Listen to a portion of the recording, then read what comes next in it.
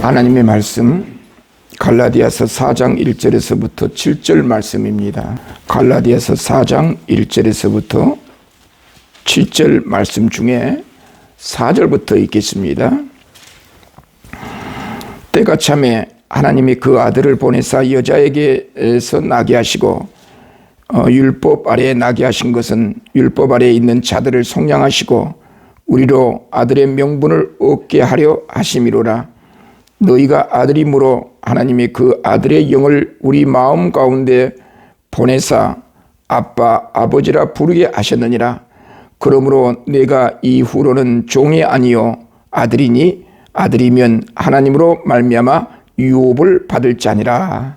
아멘. 오늘 본 말씀을 통해서 하나님의 자녀의 특권이라는 제목으로 하나님의 말씀을 묵상해 보기를 원합니다.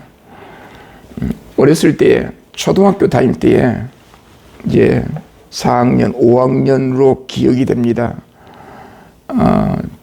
이제 가을 운동회를 하면 그 전에 운동회 연습을 많이 하잖아요.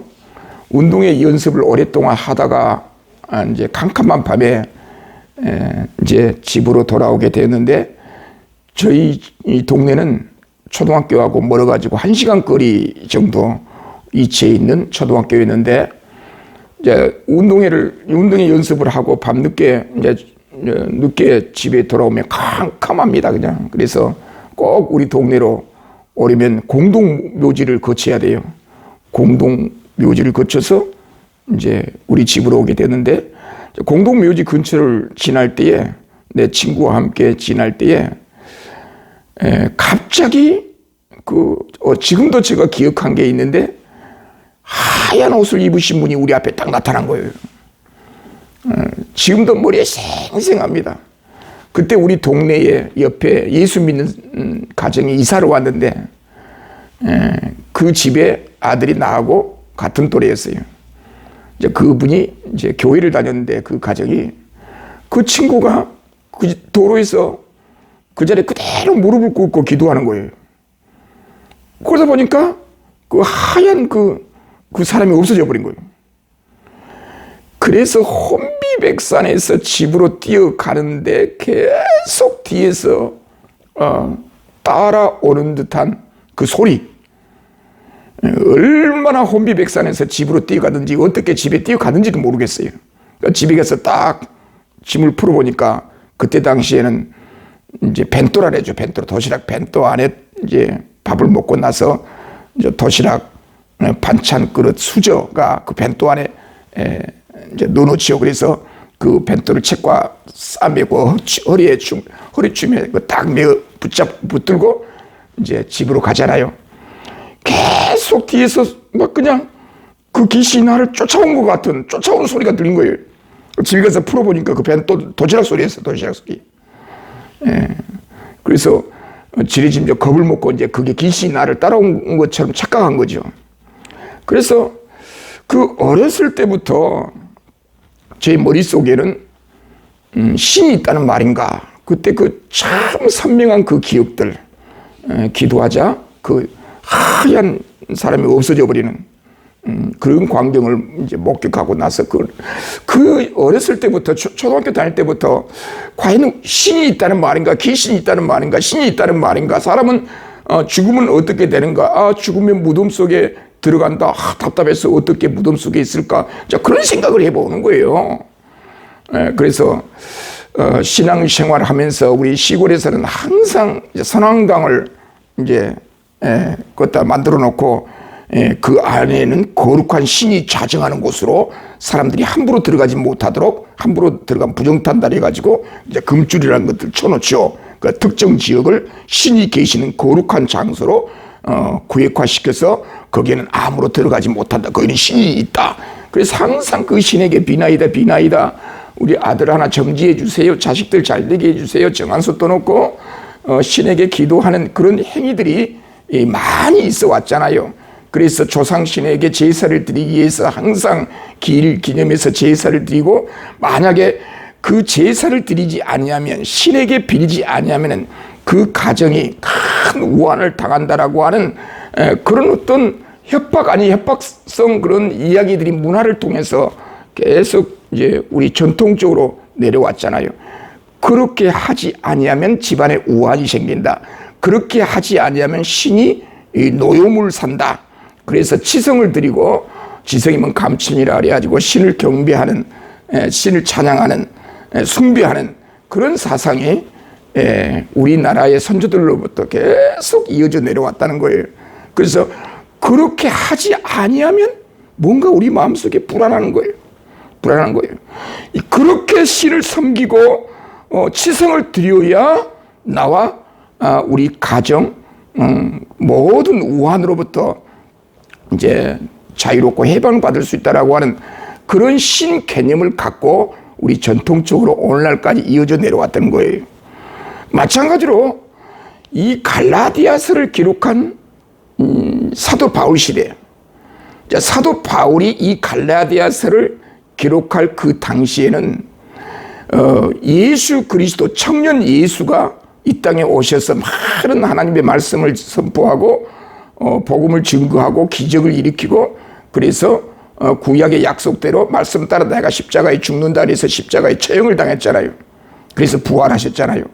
그런데 그 청년 예수가 십자가에 못 박혀 죽은 이후 한 20-30년 어간, 이 갈라디아서 기록 자체가 청년 예수가 십자가에 죽으신 이후 20-30년 후에 사도 바울이 갈라디아서를 기록한 거예요. 이 갈라디아서를 기록한 목적이 뭐냐면은, 이제 갈라디아 지역에 있는 여러 그 교회 지역에 이제 거주하고 있었던 그리스도인들, 그 그리스도인들은 어떤 자들이냐면은 유대 종교에 심취했고 유대 종교에서 신앙생활 하다가 개종을 하는 거예요. 그리스도교로 개종을 하는 거예요. 그 그리스도교로 개종한 유대인들이 있었고, 또 반대로 이방인들이 예수를 믿으면 구원을 받는다라고 말하면서 그 유대인들의 틈바구니 속에서 살아갔던 이방인들이 있었어요.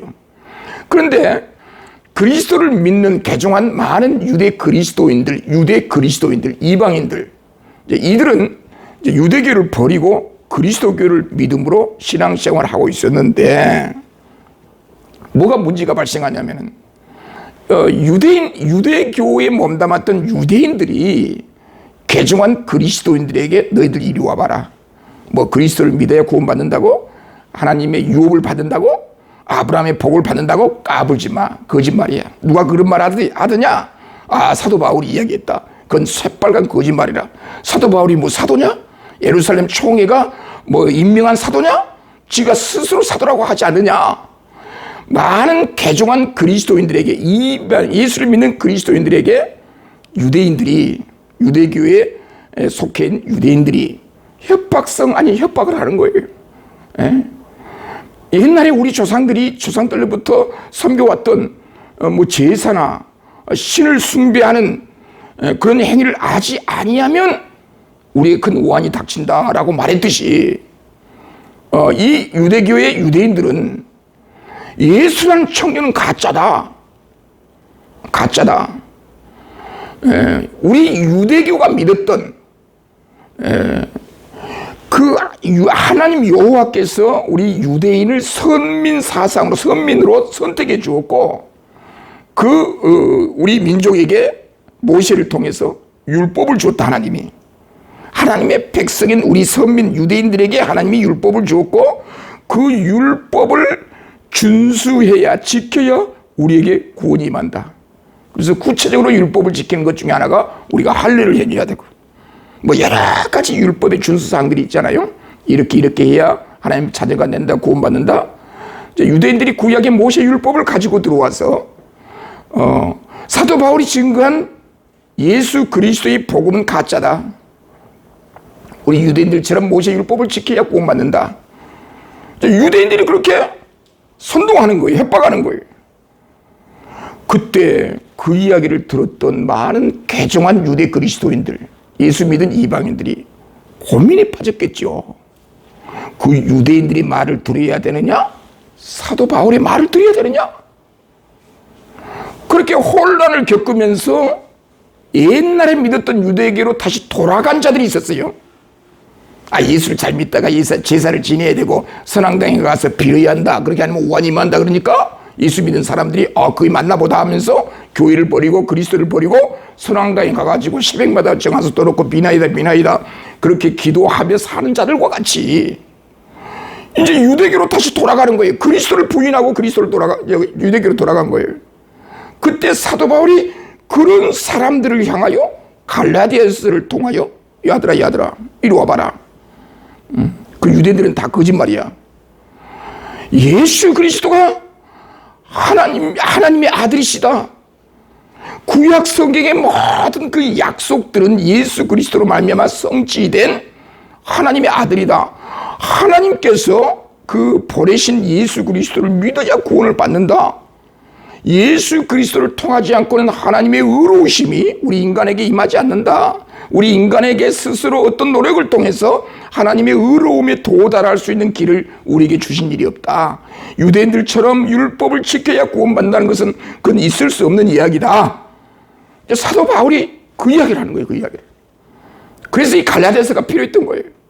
이 갈라디아서는 오늘 우리들에게 많은 도전을 줘요. 우리가 믿고 있는 그 믿음이 진짜냐 가짜냐, 내가 이렇게 믿으면 과연 천국 갈 것인가, 아니면 많은 목회자들에 의해서 내가 현혹당해서 예수 믿어야 구원받는다라고 하는 가짜 복음에 빠져 있지 않는가, 그런 고민을 하고 있는 이 시대 우리에게 이 갈라디아서는 우리에게 많은 진리와 교훈을 주고 있다 그 말이에요. 철학자 누굽니까? 철학자 김용우? 그 사람이 불교 중들 앞에서 강의를 하는 내용이 유튜브에 떠돌더라고요. 김용우 철학자가 불교 중들 앞에서 뭐라고 강의를 했냐면, 사도 바울이 다메섹 도상에서 변화를 받아가지고 아라비안 광야에서 3년 동안 지냈다 그 아니었어요. 갈라디아서 그 말이 나오죠. 3년 동안 아라비안 광야에서 있다가 다시 예루살렘으로 돌아왔다고 1장 2장에서 말하잖아요. 김용욱 교수 철학자는 불교 중들 앞에서 사도 바울이 아라비안 강에서 3년 동안 돌을 닦고 난 다음에 깨달은 바가 있어서 그 깨달음을 전파한 것이 기독교고 바울 종교다. 그러니까 불교 중들이 막 깔깔고 웃어요. 기독교가 바로 그런 거였구나. 그럼 별 볼 일 없네. 사도 바울이 돌을 닦아가지고 깨달은 바를 전파하는 것이 기독교다. 그럼 그렇지. 우리 불교가 최고지.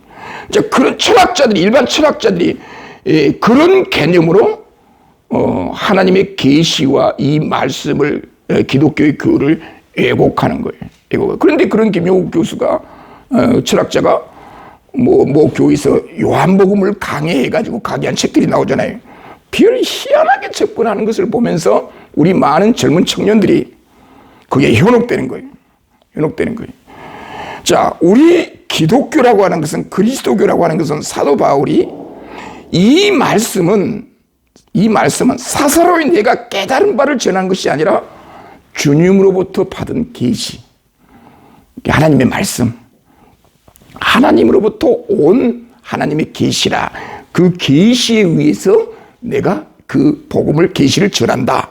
그러니까 이건 바울이 말이 아니라 하나님으로부터 받은 계시의 말씀, 그 말씀 속에는 우리가 믿는 하나님이 어떠한 분이신가, 그리고 우리가 구원받는 길이 어떠한 길인가, 그걸 사도 바울이 전 생애를 걸고 그걸 증거하더라 그 말이에요. 사도 바울은 하나님과 예수 그리스도의 복음을 제껴놓고 자꾸 우리 인간이 이렇게 해야 한다, 이렇게 해야만 이러이러한 어떤 결과가 온다, 그래서 이러이러한 결과를 얻기 위하여 우리가 이렇게 해야 한다, 우리 인간의 말초신경을 자극해서 행위를 유도하는, 그래서 교회 봉사하게 만들고 종교에 심취하게 만드는, 그게 종교가 아니라, 기독교가 아니라 하나님께서 사도 바울을 통하여 주신 하늘의 천상의 계시를 우리에게 전해 주셨으니, 그 천상의 계시를 통하여 우리가 믿는 하나님이 어떠한 분이심을 알아 믿고, 그 하나님을 믿는 신자로서, 자녀로서 하나님의 백성이라고 하는 확신을 가지고 내가 이 땅에서 어떻게 살아가야 될 것인가, 거기에 우리의 실천적 행위가 따라오더라 그 말이에요. 하나님을 어떻게 믿느냐에 따라서 그 행위가 달라져요. 실천이 달라져요.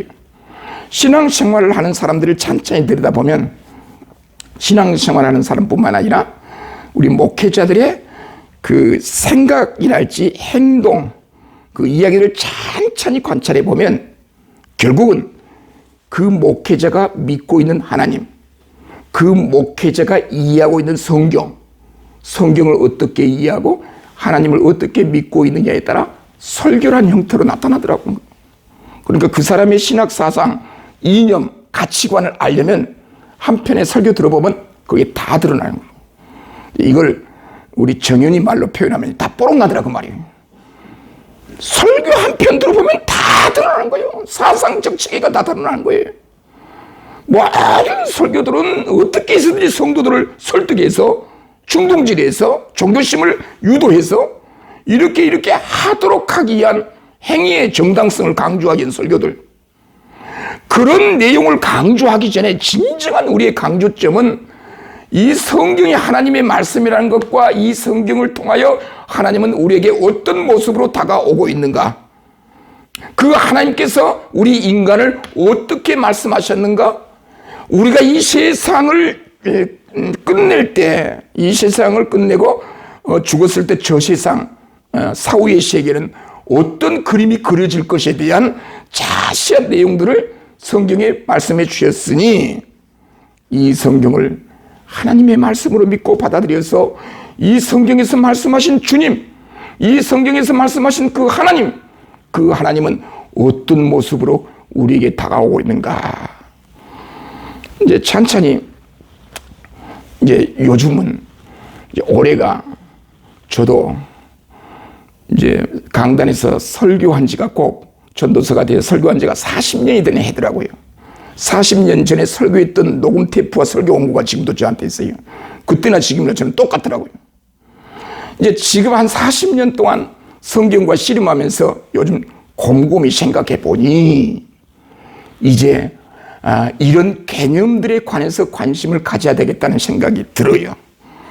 그래서 이제 요즘은 어떤 생각이 드냐면은 방송에 여러 설교들을 듣잖아요. 설교를 딱 듣고 나면 야, 내가 유대인 랍비 앞에서 설교를 듣는 것 같은 기분. 유대인의 랍비들은 예수님을 부인하잖아요. 구약 성경만을 가지고 경전으로 보잖아요. 신약을 인정하지 않고 구약 성경을 통해서 설교를 하는 그 랍비들의 설교를 듣고 있는 것 같아요. 우리 기독교, 그리스도교 목사들이 설교하는 것을 보면. 그래서 예수 그리스도 안에서 구약에 말씀하신 그 하나님의 오묘한 신비의 세계를 잘 성도들에게 파라바 형식으로 전하고 복음을 증거해야 되는데 유대인 랍비들이 설교하는 형태의 설교들, 이건 어떻게 보면 심각하지요. 뭣도 모르고 그냥 남들이 하니까 이렇게 한다. 그런 개념들을 갖고 있는데 우리들은 이제 정말 신앙은 다른 사람에게 의탁해서 믿는 신앙이 아닙니다. 철저하게 우리 아빠가 목사이기 때문에, 내가 목사이기 때문에 다 소용없어요. 하나님께서 나에게 은혜를 주셔서 내 눈으로 보는 이 성경, 하나님의 말씀 잘 정리해서 우리가 신앙생활 해야 될 줄로 믿습니다. 자, 사도 바울은 이 본문 4장 1절에서 내가 또 말하노니, 앞에 다른 이야기를 많이 했다는 소리죠. 많은 얘기를 하고 나서 또 말한다. 내가 또 말하노니 하면서 1절, 2절 딱 1절, 2절을 딱 설명하고 나서 말하고 나서 3절에 이와 같이, 1절과 2절은 비유죠, 비유. 사도 바울이 어떤 비유를 들어요.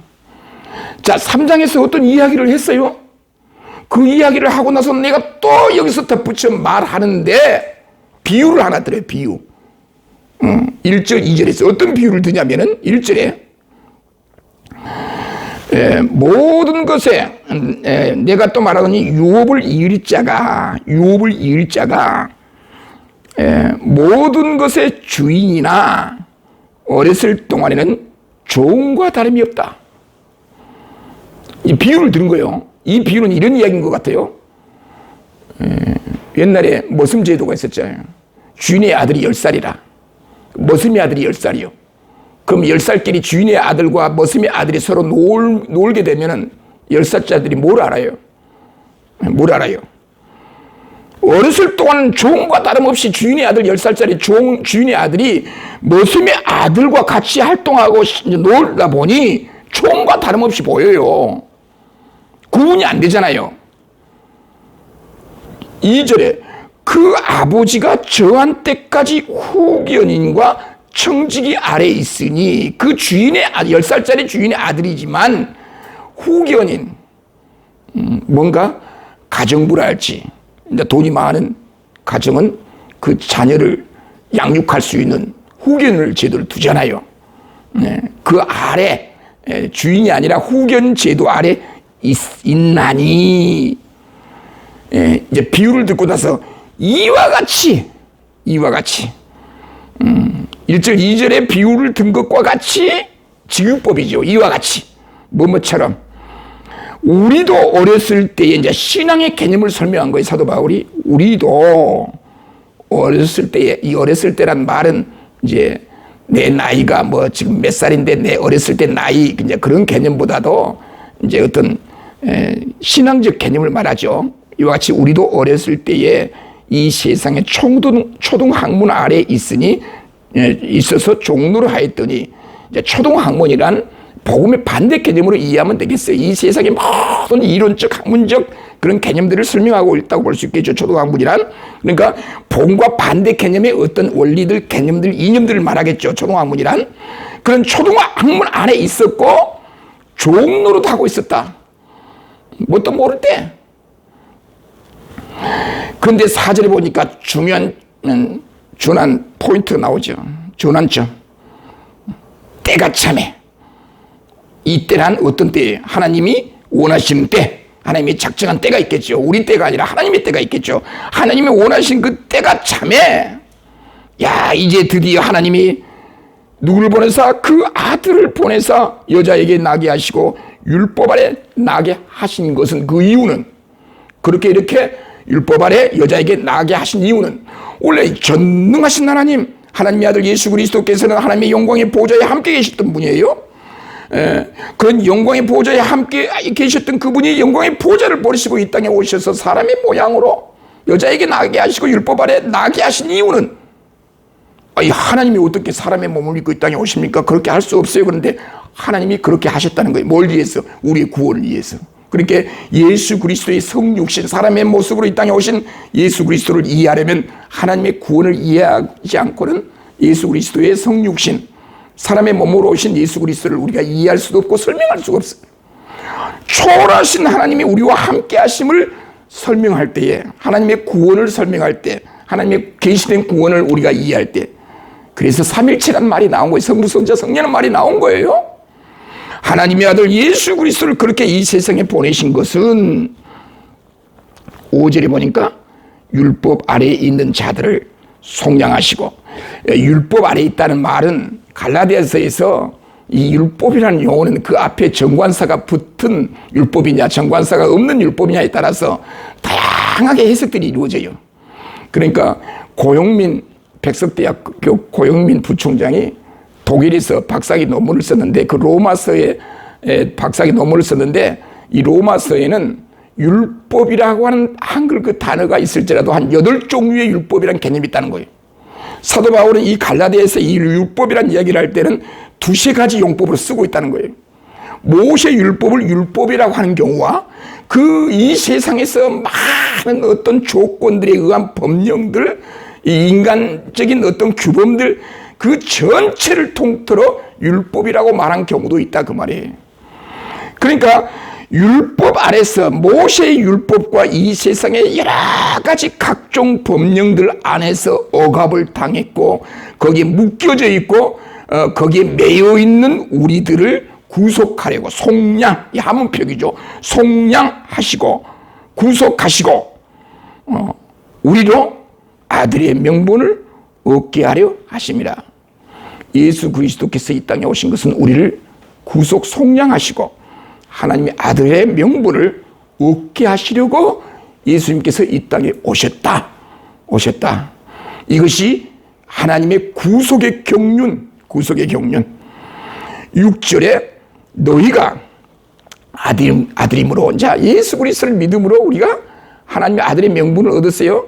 하나님의 자녀된 권세를 얻었어요. 우리가 권세, 어떤 자격으로 권세와 명분을 얻었어요? 내 노력으로? 우리 인간의 행위로? 내가 이렇게 하니까? 그게 아니고 하나님께서 우리를 먼저 사랑하셔서 속량하시고 구속하기 위하여 하나님의 아들이신 예수 그리스도를 사람의 몸을 입고 이 땅에 오시게 함으로 우리를 구원해 주셨다는 거예요. 아들의 명분을 얻게 해주셨다는 거예요. 이제 우리가 아들임으로, 아들일 것이다가 아니라 아들임으로 딱 못을 박죠. 확정하죠. 확정.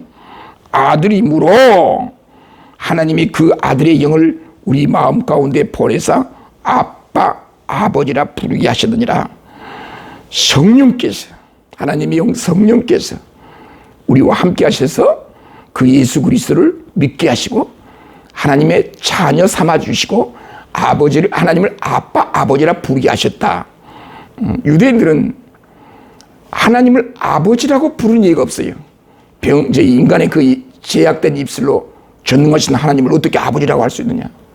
예수님이 하나님을 아버지라고 하는 것과 우리가 하나님을 아버지라고 하는 것은 개념이 달라요. 그래서 예수님은 한 번도 우리의 아버지라 그렇게 말한 적이 없어요. 나의 아버지, 그리고 제자들, 우리 하나님 백성들의 아버지, 그걸 구분하고 있어요. 예수님이 하나님을 아버지라고 할 때는 삼위일체 가운데 예수님을 하나님의 아들로서 아버지라는 것이고, 우리는 그 예수를 믿음으로 하나님의 자녀들은 우리들이 하나님을 아버지라 하는 것과 다르겠죠? 다르죠? 자, 아버지라 부르게 하셨느니라. 하나님의 자녀로 삼아주셨다. 7절에 이제 사도 바울이 어떤 결론을 맺죠. 한참 무슨 이야기를 하다가, 이제 그 마무리 지을 때 우리는 결국, 그러므로, 그러면 이제, 아이고, 설교 끝났네. 아이고, 저 경륜사가 이제 끝났네. 이제 그러므로라고 하는 말은 이제 결론, 이 결론적으로 이제 그런 이야기가 되겠죠. 그런데 어떤 목사님들은 설교하면서 그러므로 따라서 결국 그렇게 해놓고 또 설교 시작돼버리겠냐. 결론 안 맺고 그냥, 아이고, 그때 듣는 청년들은, 아이고, 또 다시 또 오른치로 돌아가야 되는 거, 그럼 논리상 맞지 않다. 이제 그렇게 앉아서, 머리적으로 이제 그런 얘기를 하죠. 그러므로, 무슨 결론을 맺은가 보십시다. 그러면 1절에서부터 6절까지 했던 내용을, 이 7절 안에 담아낸 거죠. 사도 바울은. 그러므로, 내가, 바울을 말을 가리킨 거예요. 많은 그리스도인들을 가리킨 거예요. 내가 그리스도인을 가리킨 거죠. 그러므로 내가 이후로는 종이 아니요. 아들이니. 아들이면 하나님으로 말미암아 하나님으로 인하여 유업을 받을 자니라. 이제 이 개역판 성경에서는 유업이란 말을 하지 않고 뭐 기업이란 말로 표현하기도 했는데, 개역 개정판에서는 이 유업으로 다 통일해서 번역을 했어요. 그러니까 이 말은 뭐냐면은, 이제는 예수 그리스도를 믿는 하나님의 자녀들은 하나님의 자녀의 명분을 얻게 되었는데, 이제는 종이 아니다. 하나님으로 말미암아 하나님의 자녀들에게 주어진 자녀의 유업을 얻게 되었다. 이 말은 뭐냐면은, 자꾸 유대인들이 개종한 유대 그리스도인들에게 너희들에게 유업이 없다. 아브라함의 복은 너희들에게 미치지 못한다. 아브라함의 복을 받을 생각도 하지 말아라. 모세 율법, 그러니까 유대교를 떠난 유대 그리스도인들에게 너희는 구약 성경에서 말씀하신 아브라함의 자손의 복을 받을 아예 생각을 하지 말아라. 너희 저주받는다. 얼마나 겁먹었겠어요. 그러니까 사도 바울은 걱정하지 말아라. 예수 그리스도를 믿는 개종한 유대 그리스도인들에게 걱정하지 말아라. 모세 율법의 아브라함의 자손의 유업의 복은 유대인들처럼 말하는 것이 아니라, 이제 누구든지 예수 그리스도 안에 있는 자들에게는 아브라함의 자손의 복이 유업으로 이어진다.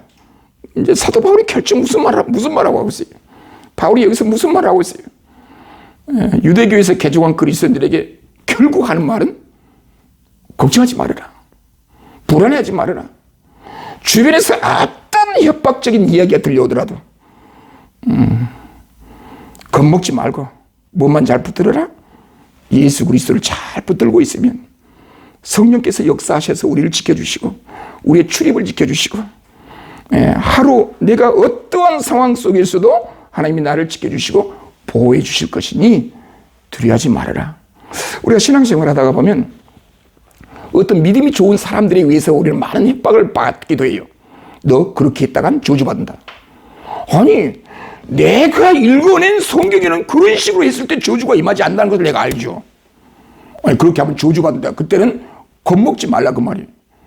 그때 우리가 뭐라고 말해야 돼요? 놀고 있네. 그렇게 말해 네가 저주받아. 당대하게 그렇게 말할 수 있어야 돼요. 100명 중에 99명이 나를 왕따시켜도 내가 99명을 어떻게 해요? 왕따시켜버린 거예요. 그냥 99명이 나를 왕따시켰지만 내가 99명을 왕따시켜버린 거예요. 누가 더 커요? 까불고 들있어. 내가 하나님의 자녀인데, 내가 하나님의 아버지라고 부를 수 있는 그런 자녀에 듣고 있는데 까불고 들있어. 어디 누구를 보고 지금 협박하는 거야? 지금 내가 누군데? 어떤 목사님이 한참 누구하고 싸우다가 이 목사님이 이렇게 말했어요. 까불어서 내가 지금 국가가 관리 준 사람이야. 관리한 사람이야. 나는 국가가 관리한 사람이야. 옆에 어떤 사람이 이 목사님 저 사람 건들지 마라. 저 사람 국가가 관리한 사람이라고. 그런데 당신 크게 다쳐. 그러니까 나중에 나한테 찾아와가지고 국가가 관리한다고? 도대체 저 사람이 누구냐?